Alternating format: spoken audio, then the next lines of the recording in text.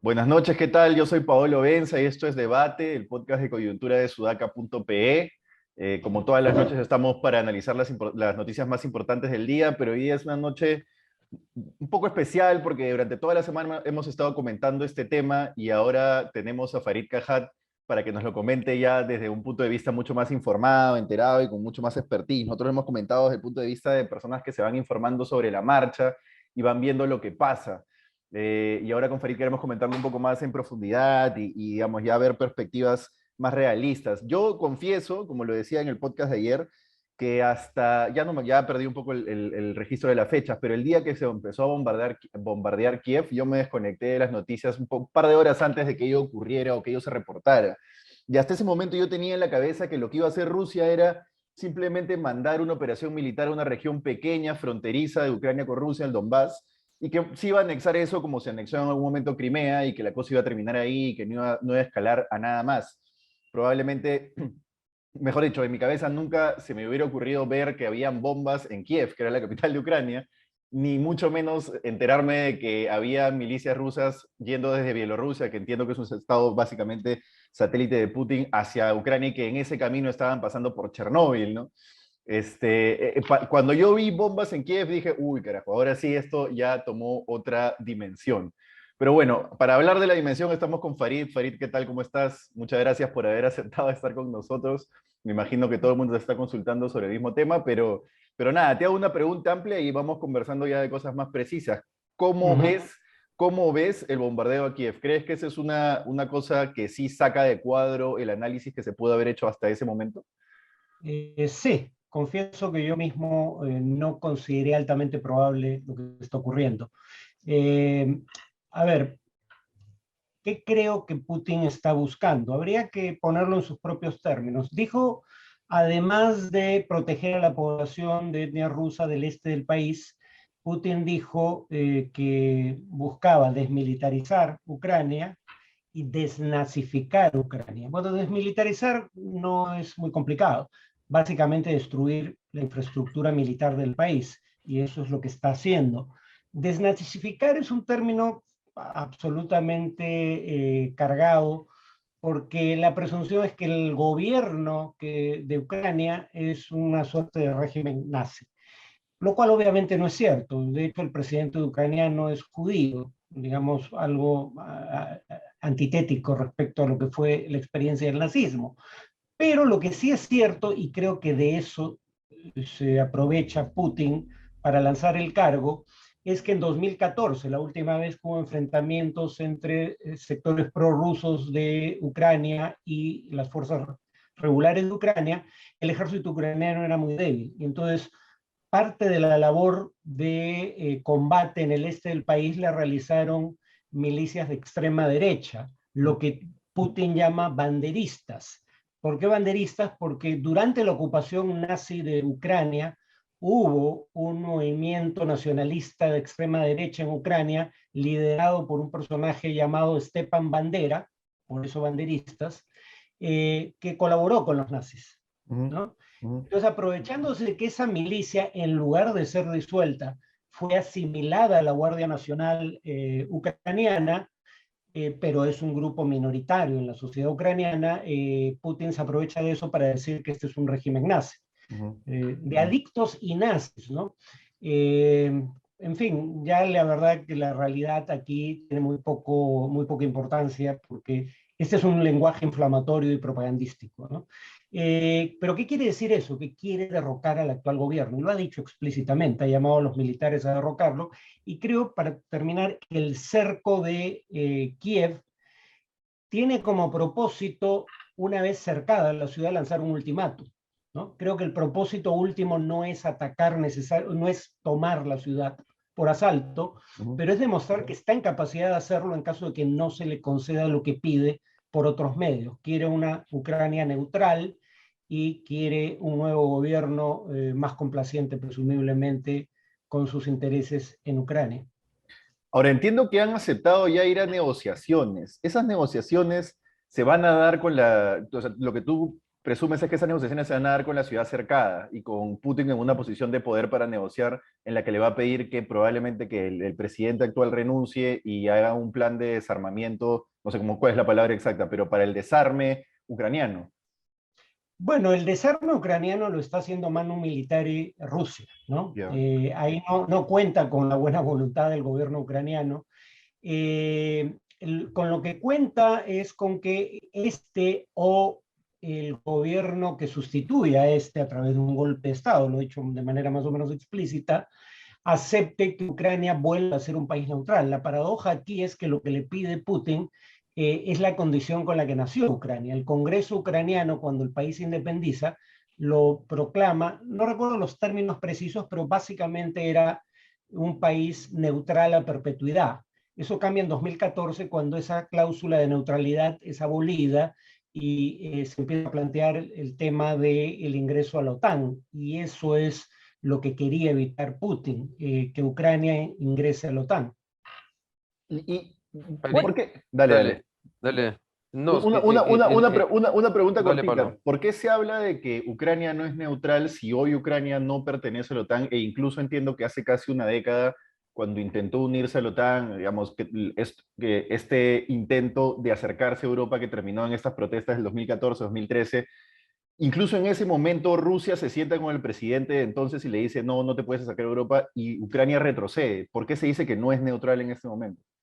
No, pero Ucrania retrocede por cuestión de días únicamente. Ese presidente que retrocede respecto al objetivo de firmar un acuerdo de asociación con la Unión Europea Así es es. derrocado en los días siguientes, ¿no? Y el nuevo gobierno sí retoma la idea ya no solo de asociarse con la Unión Europea, sino de ingresar a la OTAN. Creo que la OTAN aquí crea lo que los economistas llaman incentivos perversos. El año 2008 había una discusión dentro de la OTAN sobre qué hacer con Ucrania y Georgia, otra ex república soviética. Había una división que todavía persiste. Países como Alemania no querían integrarlos porque uno se había prometido a Rusia que eso no se iba a hacer y dos, eso podía ser percibido, de hecho iba a ser percibido por Rusia como una amenaza de seguridad.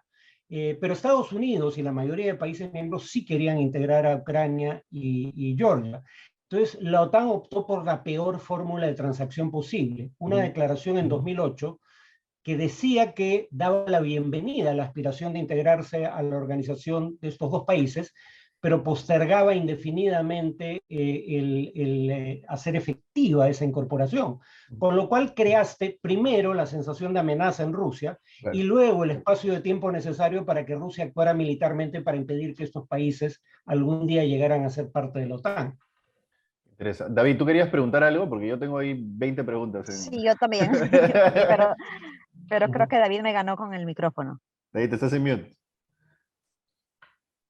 Perdón, David. solo para seguir la línea de lo que preguntaba Paolo. eh, claro, Putin está argumentando todo lo que ha hecho a partir del incumplimiento de parte de la OTAN de no expandirse, digamos, hacia el este en general. La duda que me queda a esta altura es si es que, ¿cuál es el objetivo de Putin en este momento? ¿Es solamente evitar que la OTAN siga expandiéndose y que, por lo tanto, Ucrania no llegue o no llegue a incorporar a Ucrania? ¿O este es su primer paso para luego comenzar a pedir otras cosas? Por ejemplo, creo que hoy día ha dicho algo sobre Finlandia y Suecia, ¿no es cierto? Sobre qué pasaría si. Este, entonces, más allá de lo que está claro que la OTAN hizo mal, o digamos los acuerdos que no cumplió, ¿cuál se especula que es en este momento el objetivo de Putin? A ver, creo que el objetivo de evitar que nuevas ex repúblicas soviéticas se integren a la OTAN es un objetivo que comparte toda la élite política rusa, más allá de Putin. Putin además tiene el prurito de querer, y creo que quien lo puso mejor es el secretario general de la OTAN, Stoltenberg, de querer restablecer la esfera de influencia que Rusia tuvo durante el periodo soviético. No la Unión Soviética, que es algo fuera de cualquier posibilidad material. No es que Putin no desease en un mundo ideal reconstituir el imperio zarista. Prueba de ello Fíjense en este detalle la próxima vez que lo vean en televisión. Prueba de ello es que cuando está sentado dando un discurso aparecen dos banderas rusas tras de él.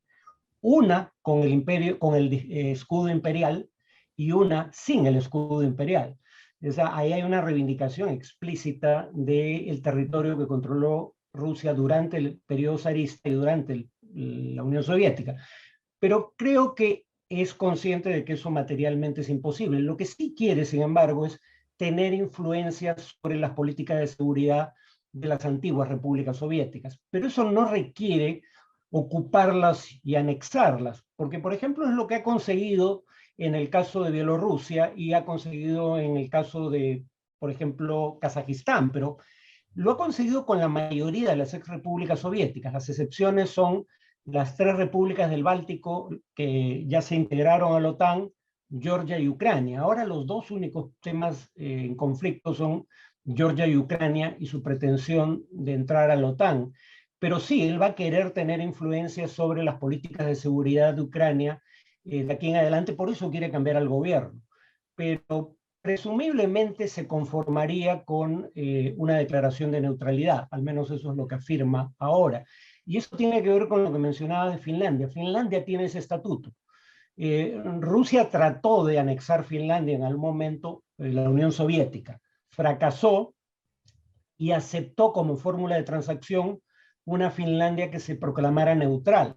Ahora, ante lo que se percibe como la vocación agresiva de Rusia, bueno, no es una percepción, es un hecho, aunque Rusia lo plantee como una acción defensiva, Suecia y Finlandia, que son países neutrales, están empezando a contemplar la posibilidad de incorporarse a la OTAN y por eso es que Putin lanza las amenazas a las que hiciste referencia.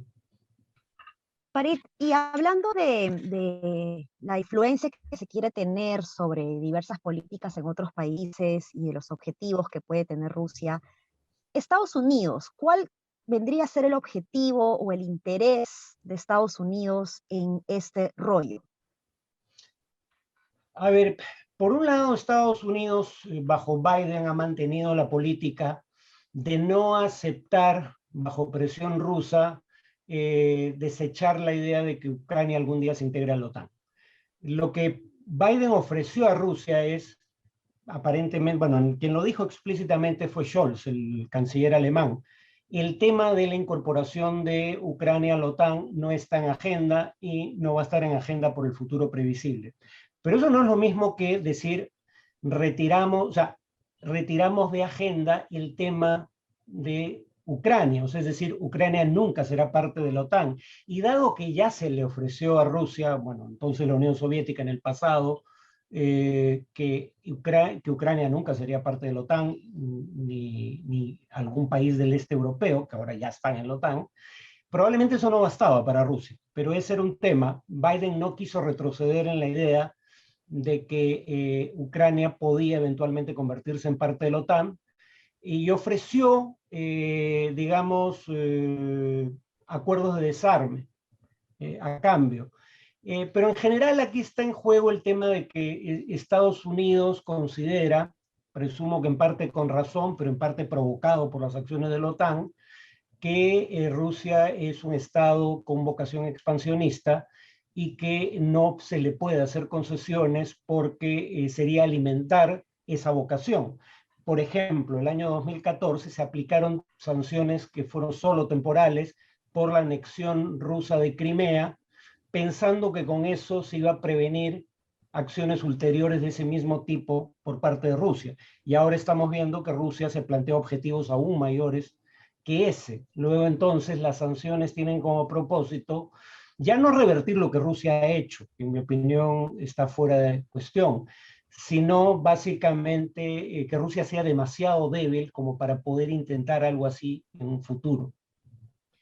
Un par de preguntas, Farid, para retomar el otro tema, Finlandia y Suecia, simplemente como un ejemplo de hacia dónde quiere ir este, Putin. Pero entonces, claro, la aspiración de él no va a acabar con Ucrania. Ucrania es un primer paso y, digamos, en el mejor escenario que esperemos, que llegue a un acuerdo con el presidente ucraniano, luego va a comenzar a exigir podría comenzar a exigir otras cosas. Y podría comenzar a exigir otras cosas que ya implicarían sí una confrontación mucho más directa con la Europa más, digamos, occidental o perteneciente a la OTAN. Yo tiendo a creer que el objetivo fundamental ahora es una Ucrania desmilitarizada y neutral. O sea, nunca puedes desestimar la posibilidad de que más adelante plantee otras demandas, pero ese es un escenario hipotético. Yo personalmente creo que lo fundamental de las demandas rusas es lo que está pidiendo ahora.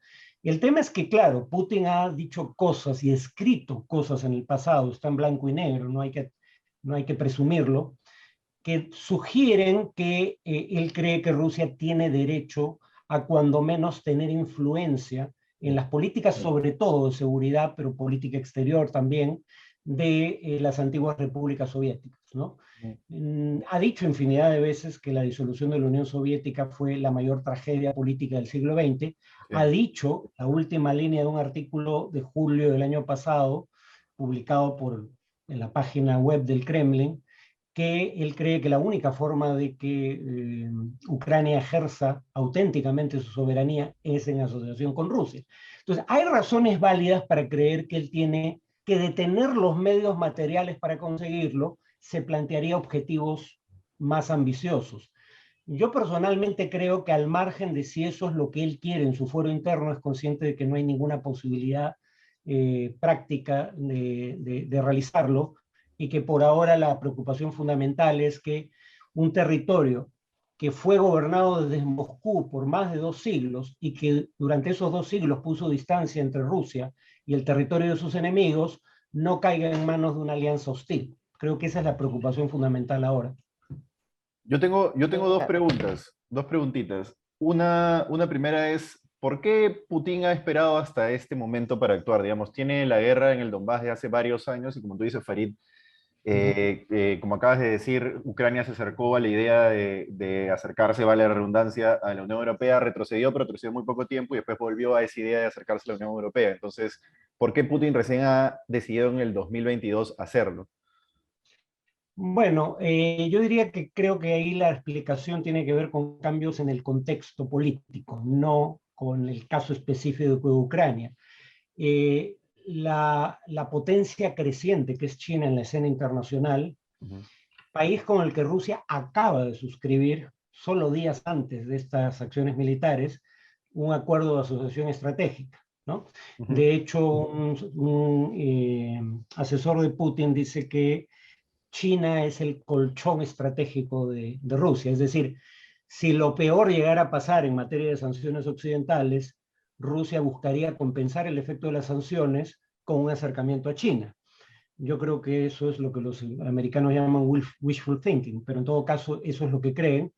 Creen tener la potencia emergente del sistema internacional de su lado y además en el tema específicamente del gas, Rusia probablemente tenga hoy el mayor poder de negociación que jamás volverá a tener en esa materia. ¿Por qué? Porque ya venía creciendo dramáticamente la cotización internacional del gas sin esta crisis. Había subido 800% entre el punto más bajo en 2020 y fines de 2021. La crisis ha hecho que suba un 30% adicional y eso que todavía no se ha cortado ningún suministro de gas. Y claro, Europa depende de esos suministros de gas en un momento como este, que es invierno, para sus necesidades energéticas. Entonces, probablemente nunca Rusia vuelva a tener tanta influencia con el gas como instrumento, porque Europa tiene una política desde 2009 de ir sustituyendo el gas ruso por otras fuentes de energía. Ha avanzado muy lentamente, pero todo parece indicar que esto que está ocurriendo va a acelerar ese proceso, ¿no? Entonces, por no mencionar el hecho de que si bien el ejército ucraniano sigue sin ser un rival de fuste para Rusia, está mejorando su capacidad militar desde 2014. Entonces, mientras más tiempo espere, probablemente más difícil habría sido llevar a cabo esto, aunque creo que esta última no es una consideración fundamental. Ale, tú querías preguntar algo. Oye, Pablo, dale. Después de David, pregunto yo. Sí, yo solamente para seguir la secuencia, esta es mi última pregunta, Farid, es China. ya China le ha mandado un mensaje, ¿no? a Putin diciendo como que es mejor sentarse a conversar, ¿no? En este momento.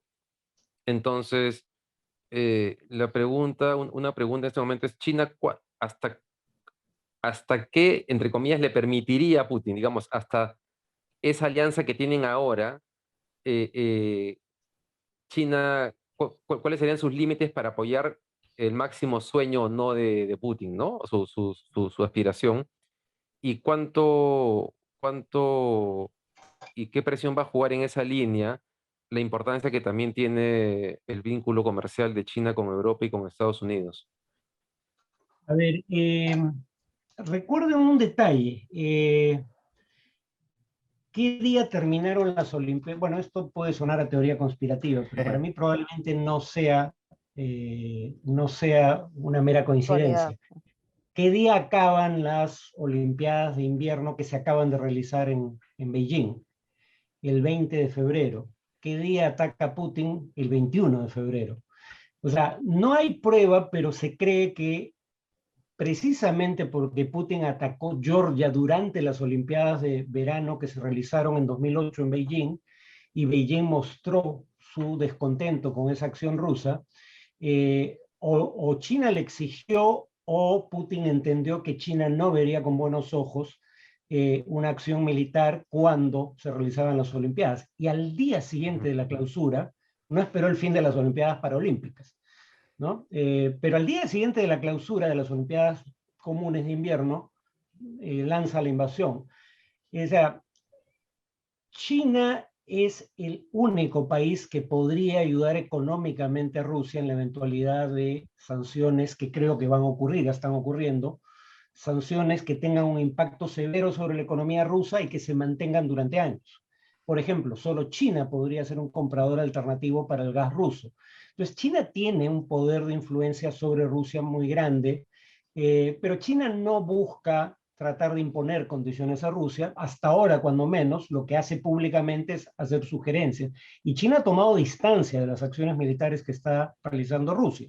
No ha condenado con nombre propio a Rusia, pero sí ha dicho que está a favor de mantener la soberanía y la integridad territorial de todos los estados, y por si todos no fuera suficientemente claro, el canciller chino añadió que eso no excluía a Ucrania.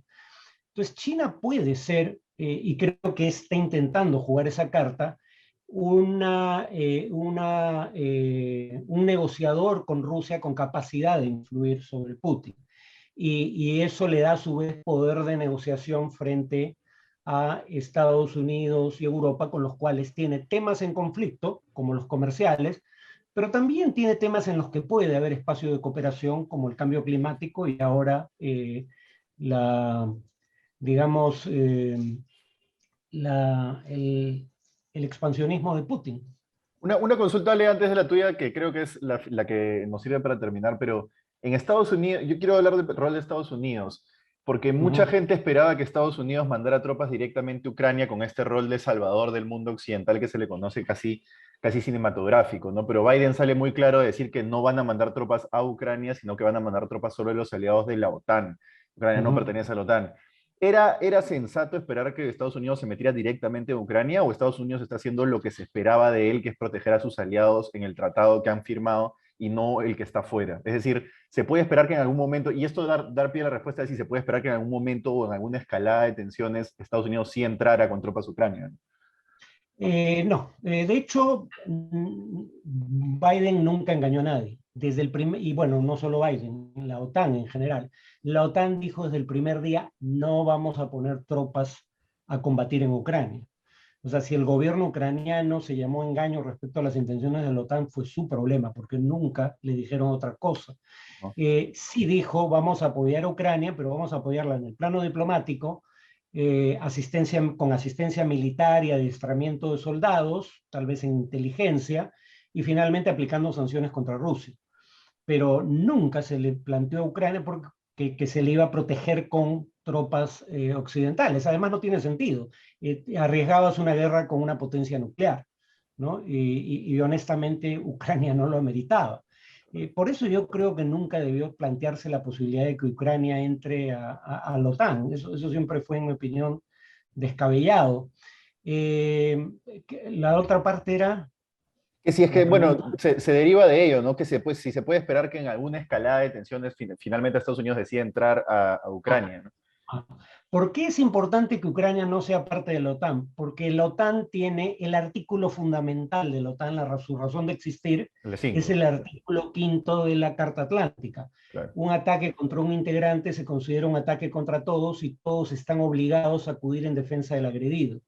Luego entonces, no hay obligación de defender a Ucrania, que no es un país integrante de la OTAN. El único escenario donde un enfrentamiento es plausible es si Rusia atacara a un país integrante de la OTAN. En prevención de que eso pueda ocurrir es que países de la OTAN están enviando tropas adicionales a los países del frente, es decir, las repúblicas bálticas, Polonia, países que están cerca de Rusia y cerca de Ucrania, para que Putin no se llame a engaño por la facilidad con la que ha logrado derrotar al ejército ucraniano. Pero para que vean hasta dónde Biden intentó evitar cualquier riesgo de enfrentamiento con Rusia, Biden y los aliados de la OTAN retiran con semanas de anticipación a sus asesores militares en Ucrania, porque la pregunta era qué pasa si uno de esos asesores muere durante un ataque ruso. En ese caso, ¿se activa o no se activa el artículo 5 de la Carta Atlántica? Para no tener que pasar por esa discusión, se retiró a todo el mundo mucho antes de que se disparara el primer tiro. Dale, dale.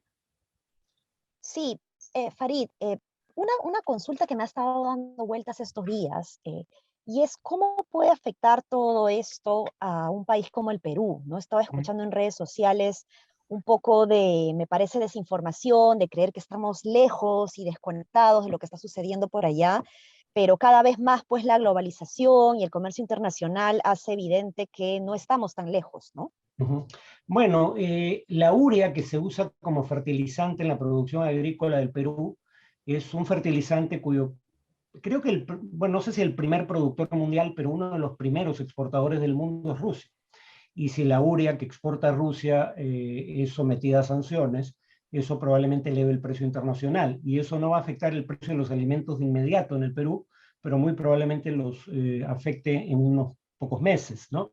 El petróleo, en el recurso energético que Perú importa, ha subido significativamente de precio por esta crisis. Y como digo, Perú es un importador neto de petróleo. Muy probablemente esta crisis acentúa una tendencia que ya había detectado el Fondo Monetario Internacional. El Fondo Monetario publica anualmente lo que llama el World Economic Outlook, donde hace pronósticos de crecimiento para el siguiente año. Bueno, en su revisión de enero, porque lo revisa cada 3 meses, ya revisó a la baja el crecimiento mundial y esa tendencia se va a acentuar con esta crisis.